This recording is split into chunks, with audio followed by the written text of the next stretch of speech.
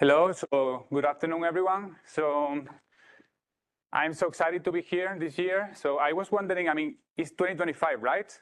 So I am the only one, feeling that we are living like an sci-fi movie, because I have this feeling, and in this case, I have the impression that we are not just the ones who just watch the movie, but we are actually building it, right? So yeah, just to start with some fresh news. This is like September 25, and this is like September 18th. So basically, I don't know if you are aware, but now we have in our pockets devices that are able to communicate directly to like constellations of satellites. Okay, so this let's say a few years back could sound like some sci-fi movie, but actually it's a reality right now. Okay. So this is really cool. How can I? Okay. So how the system actually work? Okay. For those who are not familiar with this satellite and space communications, I will give a super brief introduction. So basically, the whole, let's say, architecture is divided into let's say segments. So the Earth segment is the one who really controls the communication, what's going on the space, on the satellites. And the satellites like usually communicate with the ground within themselves, like with interlinked satellites, and with the ground, like there is like one dedicated link for the users, for the actual use of the satellite, and another for control, which is like called the feeder link, right? So this is like more. And what's actually inside the satellite? The satellite is just a small, let's say, piece of hardware, but it's really complex, and it's very, let's say, well optimized. It needs to be very efficient. So basically, when we talk about like payloads, we are talking about like small computers who have like communication capabilities, but also, they need to deal with actual physical like movements, because they need to actually, adjust trajectories on space and do like some real motor changing and this kind of thing. So all these systems are integrated together.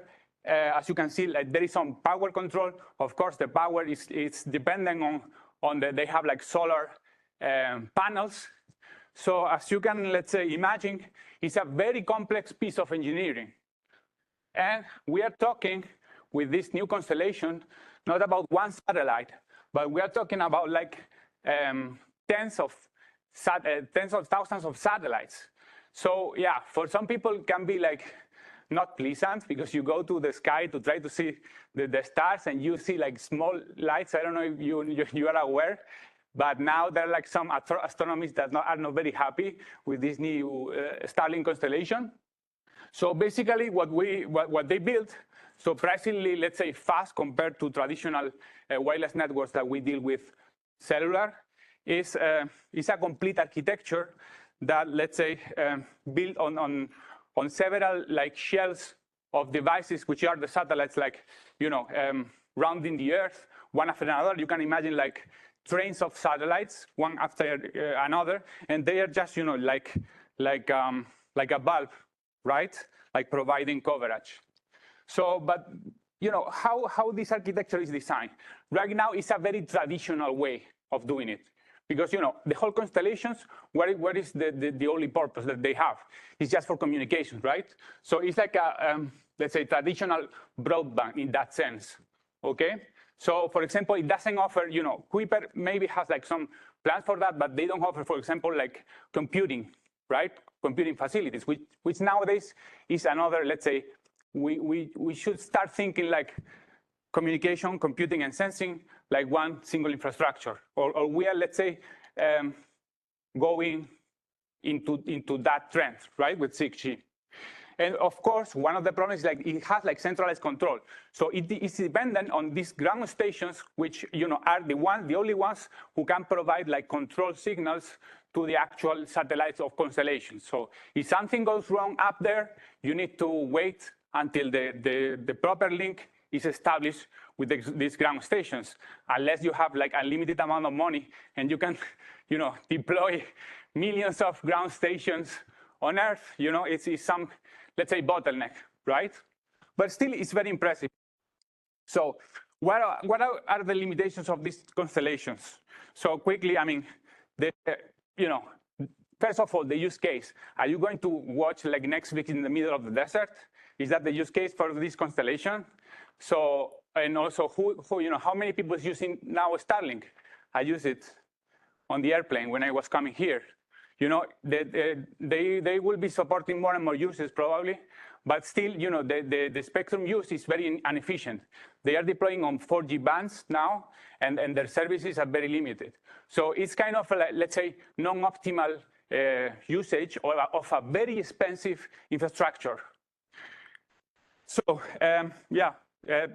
all the, let's say, orbital maneuvers, all the operations that they do, they need to be planned in advance. This is a very complex engineering. And of course, they have limited resilience. They rely on optical communications, which are not, let's say, 100% reliable.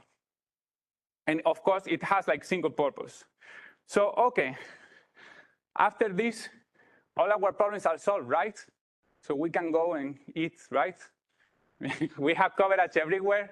We have cellular. We have, now Ara can have like satellites. So yeah, everything is done. No, of course not. There is like this space economy, which is like actually at the early stage. So basically, when we talk about space economy, we are talking about like use cases, for example, like manufacturing in space. So for example, like producing, this is actual reality right now.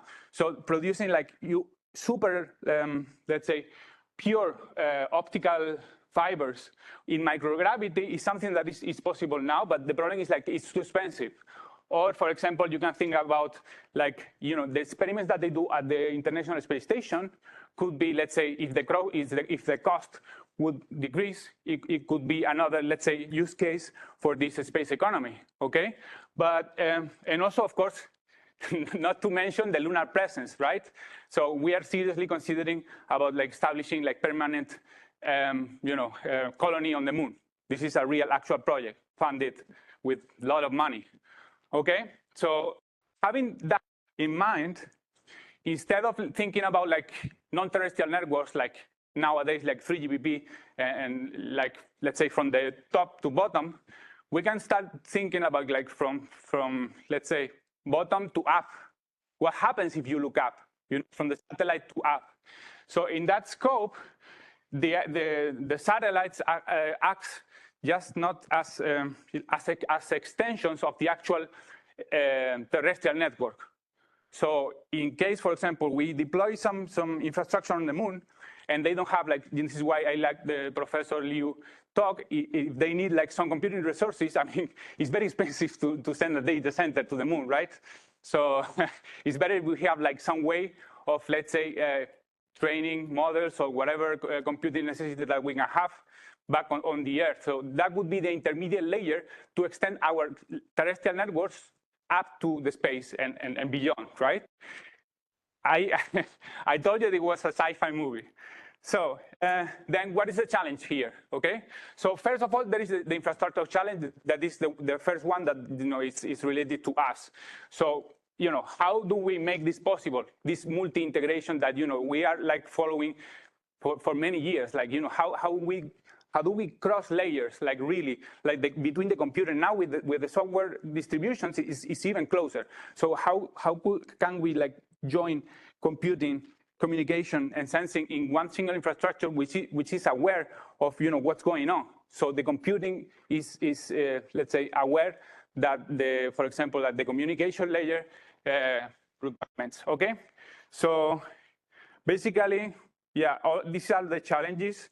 And there is another challenge, like the autonomy challenge.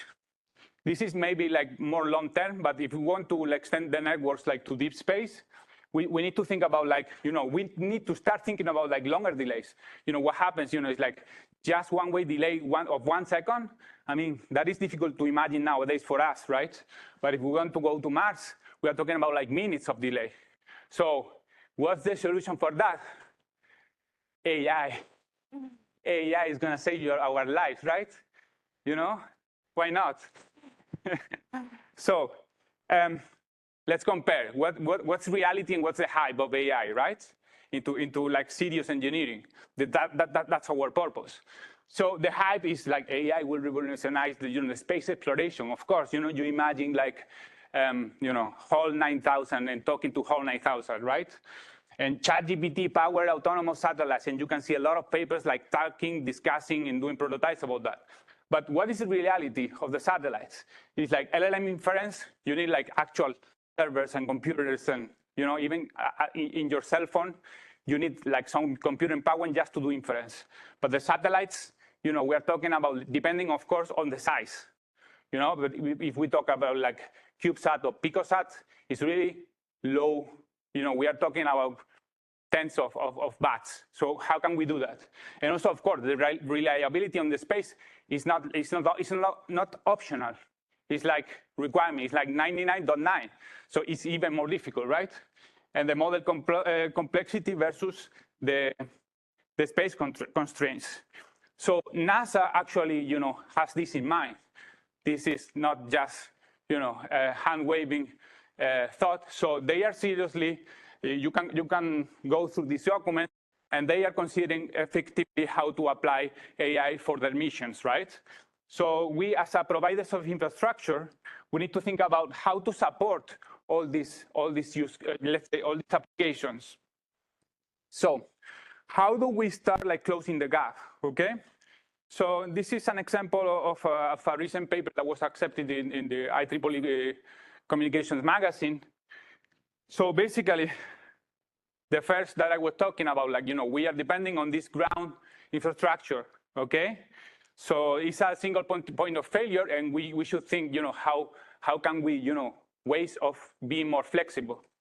Then, there is no unified like cross-orbit coordination or control delay. So if we want to use like non-terrestrial network to connect, for example, with drones and other like facilities, flying facilities, then also like fast changing topology. Satellites are moving, they rely on optical communications that, if they lose alignment, it's like you go from 1 gigabit to 0 right away, okay? So it's a very dynamic environment and very, like changing very fast.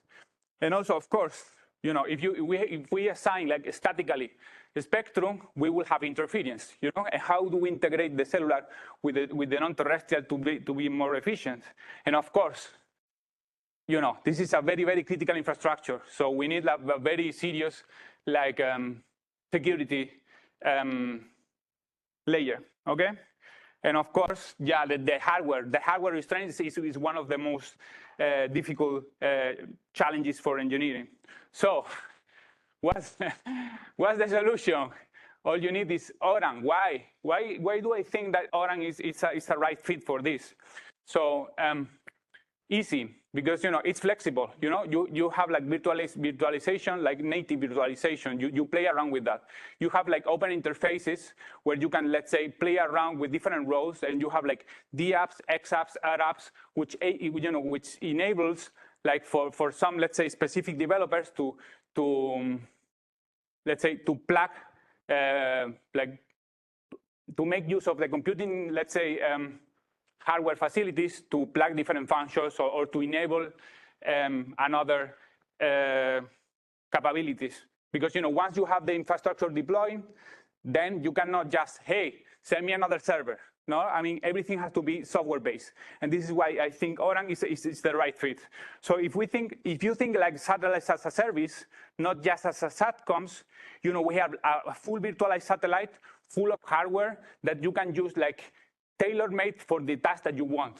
Okay, so I just want the sensor to be like run like as a container for like one Docker machine for 1 hour to take these pictures, and then I free those resources that I use it for something else. So yeah, this is more or less the architecture. I won't give like any more details because I want to to give you time for lunch, but you can go through them. It's interesting. And I just want to, like, for inspiration, like some use cases that we could, let's say, potentially build on this infrastructure. For example, imagine that we have already deployed like some private space station, and you need to make some experiments, and you need to like remote control something which is like already on the space station, like some robot. So because astronauts, I mean, they eat, you need to send them, you need to train them. If you have a robot, up there, you can do many operations, and if you have that, let's say, reliable link, it's a interesting, let's say, way of decreasing the cost. So how would this work in an open scheme? That is an example. Okay, so for example, we could do AI inference, as a D app. So the hardware facility on the space station could potentially, let's say, deploy this D app. And also we could, let's say, work at the different time scales to make optimizations depending on, let's say, the whole dynamic state of the architecture at that moment, okay? And learn, let's say, long-term from that. And even like a little bit more advanced, we could apply this LLM to make agentic entities that are able to understand like human intent. And because, an astronaut is up there and it's, it has enough just to be there. It does not need to be like a network expert. So if the connection just, is disrupted, then, the machine should take care of, fixing the connection. So in this work, we were like suggesting that, let's say embedded versions of the LLM could act as an agents to help humans to deal, with the actual state of the machines. So let's say the RAN could be aware of what's going on with the robot. So the RAN talks with the robot, hey, I'm just, my battery is like 5%, but I need to help the human to do some stuff.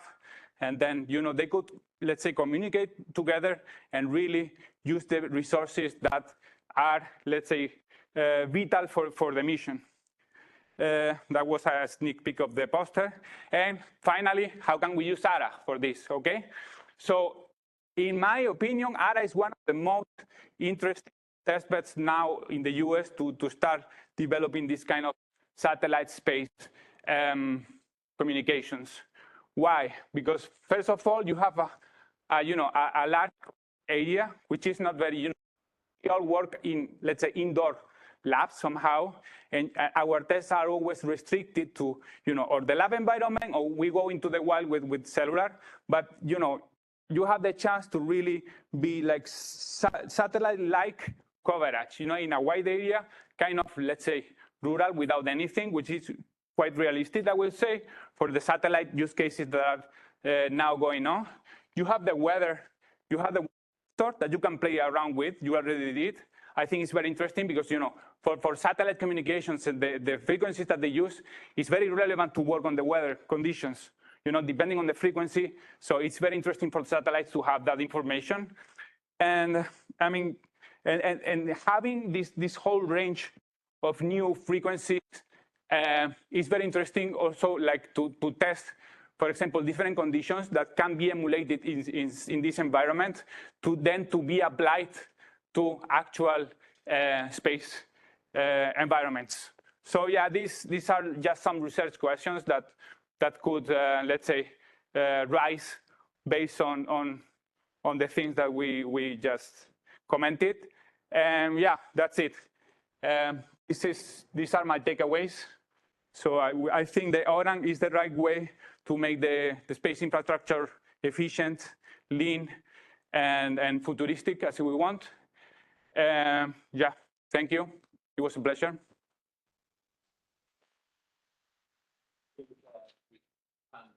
Sure. Yeah, any questions? Yeah, before the questions, actually, just like a minor correction, right? On the 60 square kilometer, actually, like the coverage area, actually.